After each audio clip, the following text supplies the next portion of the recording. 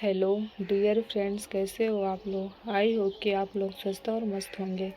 आज मैं आप लोगों को यूपी डीएलएड का फर्स्ट सेमेस्टर का जो हम लोग का बाल विकास है उसके कुछ महत्वपूर्ण क्वेश्चन है जो मैं आप लोगों के लिए लेके आई हूँ। तो चलिए हम लोग क्या करते हैं, उन क्वेश्चन को करते हैं। तो आप लोग क्या करिए, क्वेश्चन के आंसर साथ साथ देते चलिएगा तो आप लोगों को पता चलेगा कि आप लोगों को आता कितना है। तो चलिए हम लोग आगे बढ़ते हैं। हम लोग का जो पहला क्वेश्चन है वो कह रहा है, बालक में संज्ञानात्मक विकास के अंतर्गत जीन पियाजे ने कितने प्रक्रियाओं का वर्णन किया है।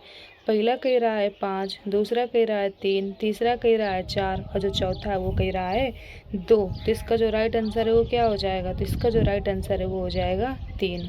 ठीक, यानी बालक में संज्ञानात्मक विकास के अंतर्गत जीन पियाजे ने कितने प्रक्रियाओं का वर्णन किया है, तो 3 प्रक्रियाओं का वर्णन किया है। इसके बाद हम लोग आगे बढ़ते हैं। फिर जो हम लोग का दूसरा क्वेश्चन आ रहा है वो कह रहा है, बुद्धि के बहुकारक सिद्धांत का प्रतिपादन किसने किया था। यानी बुद्धि के बहुकारक सिद्धांत का प्रतिपादन किसने किया था। तो पहला कह रहा है थार्नडाइक ने, दूसरा कह रहा है मैरिल ने, तीसरा कह रहा है टर्मन ने और चौथा कह रहा है स्पीयरमैन। तो इसका जो राइट आंसर है वो क्या हो जाएगा, तो इसका जो राइट आंसर है वो हो जाएगा थार्नडाइक। ठीक, तो क्या हो जाएगा, बुद्धि के बहुकारक सिद्धांत का जो प्रतिपादन है किसने किया था, थार्नडाइक ने किया था। चलिए अगले क्वेश्चन की तरफ बढ़ते हैं। फिर जो हम लोग का अगला क्वेश्चन आ रहा है यानी तीसरा क्वेश्चन, वो कह रहा है जन्म के समय शिशुओं के भीतर कितने संवेग पाए जाते हैं। तो आप लोगों को बताना है 4, 2, 3, 6। तो इसका जो राइट आंसर है वो क्या हो जाएगा, तो इसका जो राइट आंसर है वो हो जाएगा 3। ठीक, चलिए अब आगे बढ़ते हैं।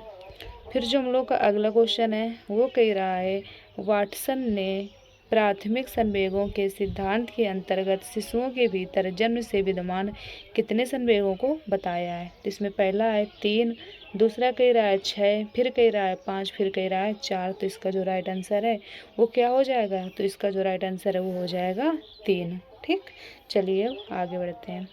फिर जो हम लोग का अगला क्वेश्चन आ रहा है वो क्या कह रहा है उसके बारे में पढ़ते हैं।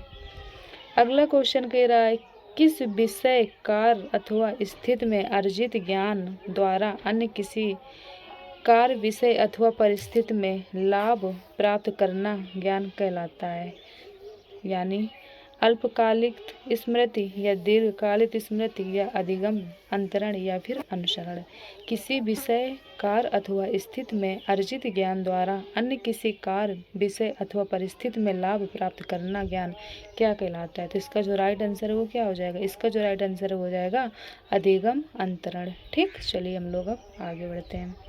फिर जो हम लोग का अगला क्वेश्चन आ रहा है वो क्या कह रहा है, अगला क्वेश्चन कह रहा है, वंशानुक्रम की अपेक्षा वातावरण का प्रभाव बच्चों के व्यक्तित्व पर ज़्यादा पड़ता है, ऐसा किस मनोवैज्ञानिक ने कहा है। ठीक, कि मतलब ऐसा किस मनोवैज्ञानिक ने कहा है।